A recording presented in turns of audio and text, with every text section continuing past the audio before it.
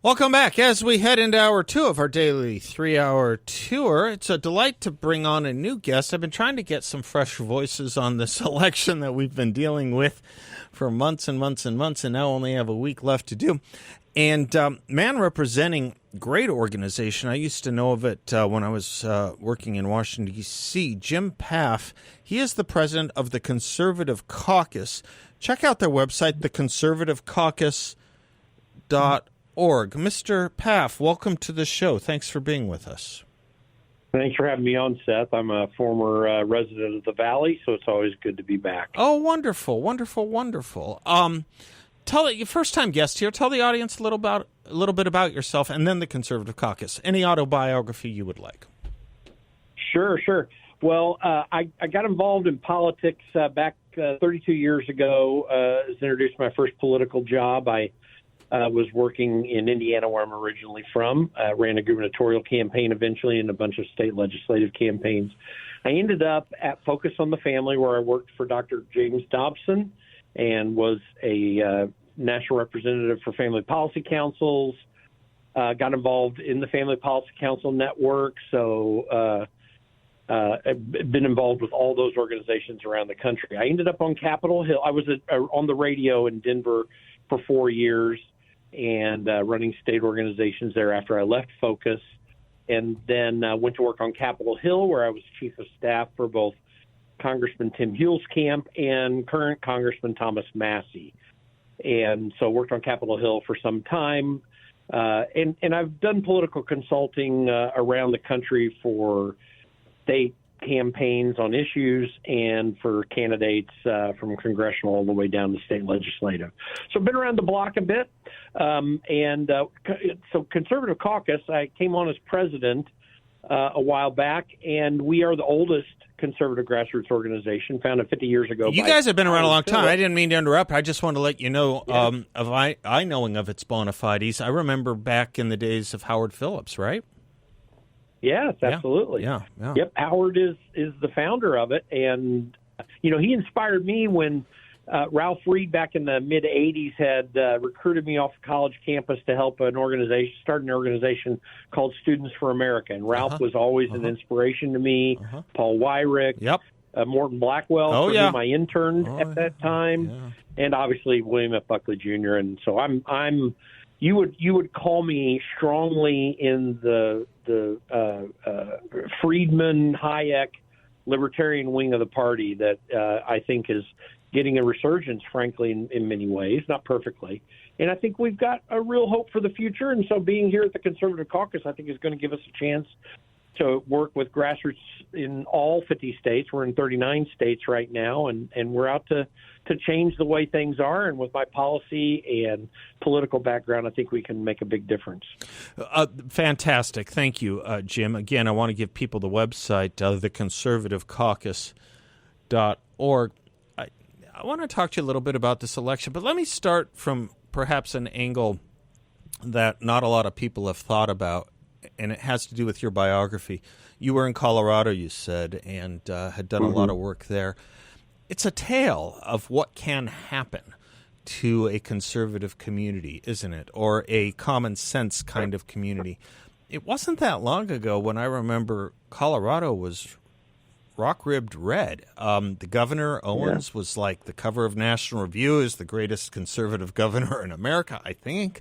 You had that great, I'm blanking on his name. Who was that great president of the Senate around that time? Tall, thin man. I'm trying to remember. There's John Andrews. Yes, what a good man. Tell him I said hi. Is he still around? Tell him I said hi, please.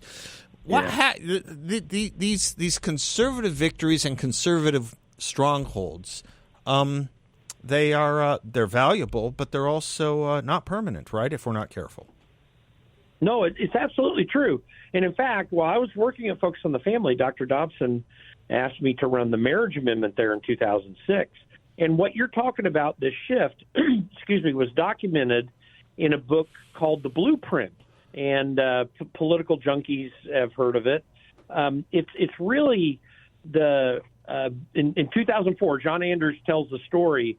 In August of that year, they suddenly saw hundreds of thousands of dollars coming into all these different races, and they were just begging donors like, we got to catch up to this. They're killing us real quickly. They came in last minute, unexpected, and did a major takeover of the legislature that year. And it just was shocking. But the thing they added to it is a strong grassroots effort in that state. And interestingly, 2 years later, when I ran this marriage amendment, I ran against the people who designed this grassroots way of doing politics that Democrats have become very good at. And we beat them big time, passing a marriage amendment with 60% of the vote and defeating a domestic partnerships referendum with a 53% no vote in a very blue year. 2006, Congress went blue. Colorado was continuing to go blue, and we were able to beat on a very red issue. We were able to win. So we did it through a similar grassroots strategy, and this is one of the ways that states get changed, and it is how Colorado got changed, and Republicans were fighting against each other all the time.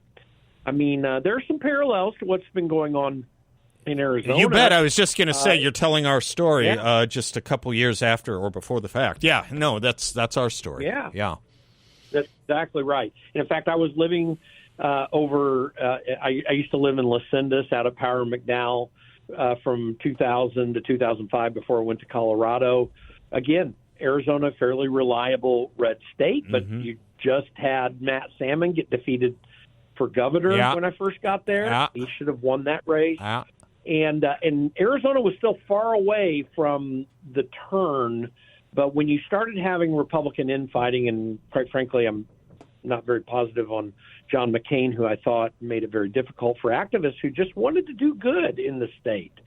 And it was just very unfortunate circumstance.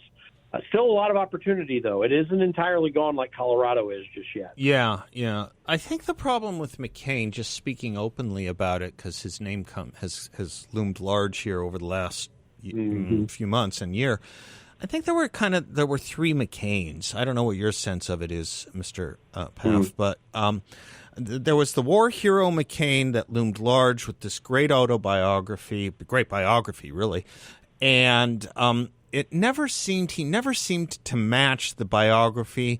There was the McCain who always campaigned in election season very conservatively, but then there was the McCain who then kind of let that down when it came to the tough votes. I'm thinking of illegal immigration and the border. I'm thinking of Obamacare, that kind of thing. So he's kind of a study in some kind of political schizophrenia. I don't mean it in any negative sense, but you take my point maybe. So when people criticize him, they sometimes get misunderstood, I think. They think they're criticizing the great war hero or the great campaigner for conservatism. It's not really what it is. Anyway, it was just a side note I'd been thinking about. No, I think your analysis is interesting. A lot of people don't, even to this day, don't understand how truly moderate and not conservative that he was in Washington. And one explanation of it is how angry he got at George W. Bush for what Bush did during the nomination. Oh, the 2000 fight he never got past it. Maybe, that could be. No, he actually never did, and then Donald Trump made the statement about him that he did, and so he put a no vote in on Obamacare against principle because of his anger with Trump, because that would have been a legislative win for him. So now that was the problem with John McCain. Well, I also think, would it be fair to say, don't you think, too, you've been here, spent time here, don't you think it was also true he cared a little too much about what the press thought of him? That's always dangerous. Oh, yeah. Yeah. No, I think that's the case. And I'm looking at what's happening right now with Donald Trump. Yep. And where the party's going, and everyone's saying this has left the party of Reagan. And my analysis is no, we're getting a little bit closer back to it. I agree with you 100%. Totally agree. You had George H.W. Bush. Totally agree. You had Bob Dole. You go to George W. Bush. You go to John McCain. Totally. You go to Mitt Romney. All those people were not Reagan-esque at all. They were the departures. That's right. That's exactly right. Yeah. This is Goldwater 64. This is Goldwater Conscience of a Conservative. This is Reagan in the Time for Choosing. This is Reagan 1980, 84. I agree with you. I have to take a break. Do you have time? Do you want to stay a little bit longer? If you have time, I'd love to talk to you a little bit longer. sure. Could do that. Absolutely. Great. Let me take a commercial break. Let me put in a mention for you again. Jim Pfaff, his organization, the Conservative Caucus.org. In fact, I believe Barry Goldwater Jr. is the honorary chairman of it. At least that's what I knew at one point. The Conservative Caucus.org. Jim and I will be right back. Welcome back to the Seth Leibsohn Show. Delighted to have with us Mr. Jim Pfaff. He is the president of the Conservative Caucus, the conservativecaucus.org. Jim, if I can, tell me a little bit about how you see this election shaping up. Every presidential election kind of tends to have a theme to it, sometimes more articulated, sometimes less. How do you see it? What are the two sides? What are they fighting for? What is this election about? Well, to give you a general paradigm of where I think this is going, this is in some ways just the opposite of 2020. Okay. So Donald Trump, who had a fantastic presidency by every objective standard, even though obviously Democrats don't want to admit that, he had a great economy, but then COVID came. And without digging too much into the areas of COVID, the one aspect that put him at a disadvantage, it caused him not to have more votes than he did, is that he took blame in the voters' minds for the economy. Now, he didn't deserve it. It's obvious he didn't deserve it, because these were Democrats shutting down the economy in their various states. Actually, some Republicans did too. So you had economic crisis, you had a COVID crisis, and he had a lot of work to do to catch up to be able to win that election. And without going into all the was it stolen stuff, I mean, I've got opinions on that. I think that's important. But the dynamic was working against him in the economy. Turn that on its head here in 2024. The dynamic is working against now Kamala Harris, and before that Joe Biden, because they take the blame for it. And they can make all the arguments they want and try to say, well, the inflation rate's down. Well, Americans know that inflation's up 20% from where it was 4 years ago, and they can argue against it all they want to. That's what people know. So the dynamic works against Harris and Biden from the outset, but to put a more fine tune on it. So anyway, I think Donald Trump has all the advantages. And when you add to that Kamala Harris has actually been a very horrible candidate. If she weren't having the media stand up for her as much as they do, to lie about her as often as they do, she would have no chance. I mean, Donald Trump would be on his way to a near 50-state victory if the media were not so in the hole for Democrats and so controlled in that way. And so, but nonetheless, I think right now, Donald Trump is in the driver's seat. I think we're have a better outcome than a lot of people expect. And every indication is that the turnout for early voting has worked for Republicans in every key state and really all around the country, numbers I'm seeing. And I think that we're potentially set up for Donald Trump having at least a 311 to 315 electoral vote win on November 5th, next Tuesday. That's my opinion. You know, obviously I'm not clairvoyant, but this is how I see it. You know, it's interesting. God, please, I hope you're right. That COVID mention is important because if you look at where every statistic was, every indicia of measurement about this country in January of 2020, things were going great. I mean, never better. And it's interesting when you hear Democrats talk about the failed Trump presidency. They always well, they don't always, but when they get specific, they kind of parenthetically attach on at the end Trump's last year in office. Trump's last year. They always measure themselves against his last year in office. I got to tell you, I think they deliberately exacerbated the fear and panic and hysteria over COVID because things were going so well, and they needed to use it as a wedge, more than a wedge, as a whip against the Donald Trump successes, the Donald Trump presidency successes. Didn't Jane Fonda at one point say COVID was our greatest our greatest assistant in the election, something like that?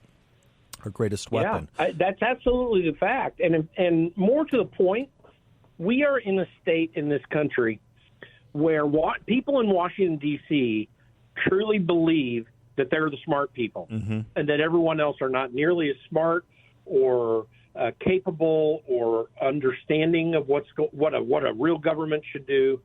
Then they think they are superior to the American people in that regard, which is a lie. But the only way a country works well is when the people of it are free to engage in, as Milton Friedman liked to say, all their personal decisions. You know, they get to choose how they're going to direct their lives. But these people are directing our lives right now in far more ways than we viscerally see and feel as Americans on a day-to-day basis. But what they were concerned about with Donald Trump was that he would continue some effort to move away from that problem. And they're even more afraid of it right now. And that's why you see so many of the lies. You know, listen, Donald Trump's not a perfect person. And on the margins, there are things I kind of disagree with him on and this or that thing. But the brilliance of Donald Trump is his ability to focus the understanding of the American people on what the real problems are. And he has that ability as a billionaire to relate with everybody. The McDonald's thing is just one of a myriad of examples, and one of the best ones, of course, where you just see he comes more across like a normal guy than some billionaire. And that is a brilliant thing about him. But actually, I think it's a normal part of his character. This is what I think we're voting for. Do we want people in Washington, and I worked around them for 10 years on Capitol Hill, do we want people in Washington deciding how we should think and feel about things? Do we want an administrative state that believes it's more important than the president, that actually until the Chevron decision, which took away the ability of the Supreme Court decision this last year that took away the ability of the federal agencies to create regulations, do we want them deciding our lives? They do not believe the president is important. They believe they're more important than the president. And this is truly the battle that we're having right now. And more important than the president and more important than the people, right? Right. You had mentioned William Buckley earlier. I remember an old construction of his was a liberal is someone who reaches into your shower to determine the temperature he thinks you should have it at. And, boy, that's not far off when you look at what they're doing with the different controls, the environment, what we drive, right, Jim? But that's right. This is about self-government versus elites and experts. And if we abandon self-government, we are abandoning it to the elites and so-called experts who think they know better for us than we do.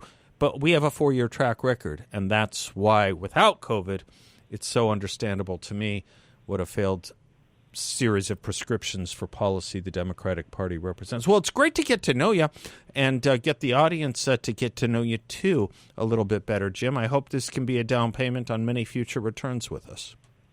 I really hope to, and if anyone wants to meet me, if they happen to be going to the Goldwater Institute banquet next week, I will be there. Great. I am flying back for that, and Barry Goldwater Jr. is on our honorary chairman, and going to be getting together with him and folks there. So I hope to meet some people who might be interested. Stay in touch. Thank you for all of that. And again, folks, his website, the organization's website, the Conservative Caucus.org. Mr. Jim Pfaff, thank you. Godspeed to you, sir. We'll be right back.